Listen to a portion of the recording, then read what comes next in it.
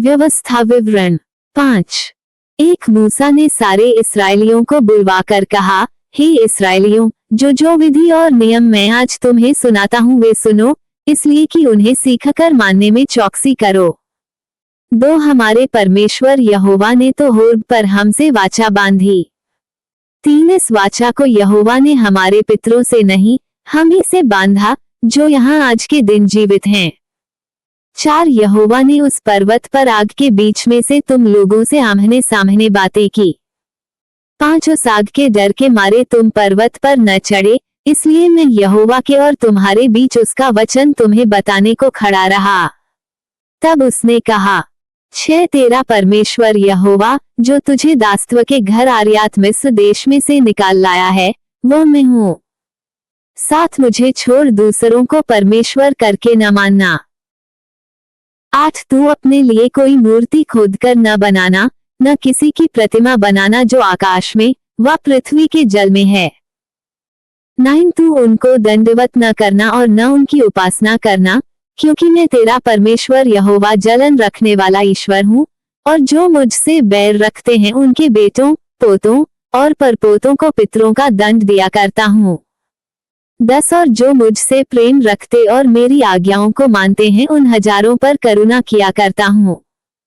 11 तू अपने परमेश्वर यहोवा का नाम व्यर्थ न लेना, क्योंकि जो यहोवा का नाम व्यर्थ ले वह उनको निर्दोष न ठहराएगा। 12 तू विश्राम दिन को मानकर पवित्र रखना, जैसे तेरे परमेश्वर यहोवा ने तुझे आज्ञा दी। 13 6 दिन तो परिश्रम करके अपना सारा कामकाज करना।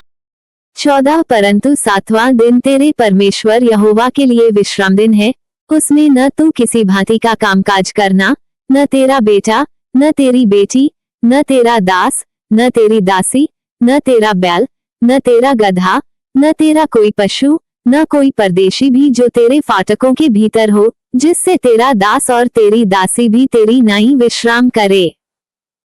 15 और इस बात को स्मरण रखना कि मिस्र देश में तू आप दास था, और वहां से तेरा परमेश्वर यहोवा तुझे बलवंत हाथ और बढ़ाई हुई भुजा के द्वारा निकाल लाया, इस कारण तेरा परमेश्वर यहोवा तुझे विश्राम दिन मानने की आज्ञा देता है।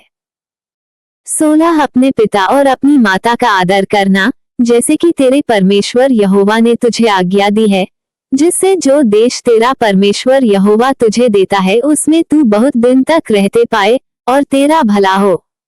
17 तू हत्या न करना। 18 तू व्यभिचार न करना। 19 तू चोरी न करना। 20 तू किसी के विरुद्ध झूठी साक्षी न देना।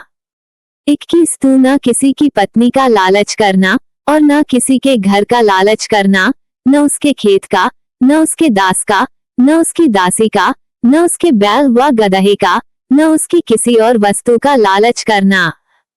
22 यही वचन यहोवा ने उस पर्वत पर आग और बादल और घोर अंधकार के बीच में से तुम्हारी सारी मंडली से पुकार कर कहा, और इससे अधिक और कुछ न कहा। और उन्हीं उसने पत्थर की 2 पटियाओं पर लिखकर मुझे दे दिया। 23 जब पर्वत आग से दहक रहा था और तुमने उस शब्द को अंधियारे के बीच में से आते सुना, तब तुम और तुम्हारे गोत्रों के सब मुख्य मुख्य पुरुष और तुम्हारे पुरनिये मेरे पास आए।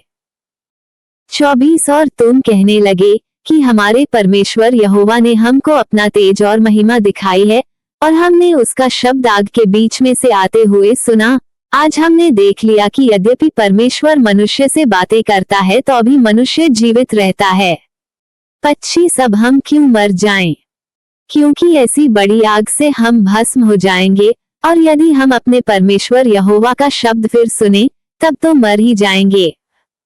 26 क्योंकि सारे प्राणियों में से कौन ऐसा है जो हमारी नाई जीवित और अग्नि के बीच में से बोलते हुए परमेश्वर का शब्द सुनकर जीवित बचा रहे। 27 इसलिए तू समीप जा और जो कुछ हमारा परमेश्वर यहोवा कहे उसे सुन ले, फिर जो कुछ हमारा परमेश्वर यहोवा कहे उसे हमसे कहना, और हम उसे सुनेंगे और उसे मानेंगे। 28 जब तुम मुझसे ये बातें कह रहे थे तब यहोवा ने तुम्हारी बातें सुनी।